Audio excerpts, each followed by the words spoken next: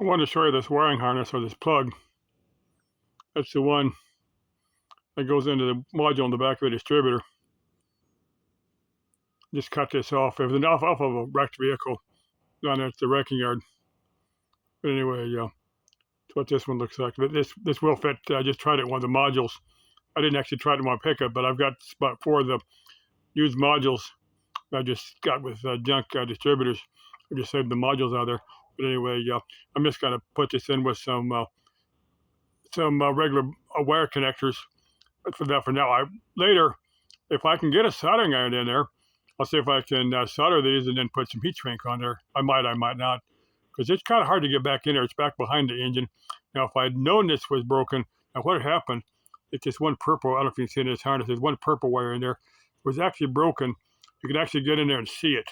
So once I figured out that I one particular wire, well, I went through the harness for that the brain, the ECM. I didn't get continuity between that and the other 3 wires. That's how I traced that. And once I got in there, I could actually see that wire was broken. That was my problem. One stupid wire kept my pickup inoperative for about a week and a half or something. I've been tracing this problem down. I've been all through that thing, chased. But the last, a friend of mine said maybe it's your distributor. I said, well, it's frying on propane. But anyway, I had to stop it from broken wire not feeding the signal back through the ECM. Let me show you this other one. Now this is injector. This is the injector harness. It feeds those throttle body injectors. GM used that to back late 80s to mid 90s, and then they went to multi-port fuel injection, a completely different setup. All the new ones are multi-port injection, but I got a pair of these because the ones that are on there have melted. I've had some fires back through there, and they melted those. So I'm not gonna do that now, but later I'm gonna redo this. I figure while I was down there getting his harness. But this is the main one. I'm gonna redo this one here, and I gotta be very careful how I wire that up. Put these in the right place, or it's not gonna work right.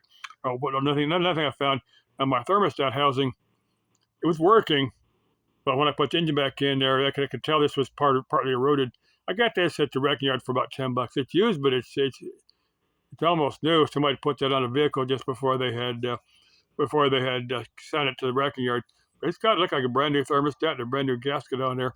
Sometime later, I'm gonna change my thermostat housing. The thermostat looks new, so I just put on there and just watch it. Watch my gauge and see where it actually opens up at. Make sure that it if it doesn't open, I'm not going to drive very far when I change this.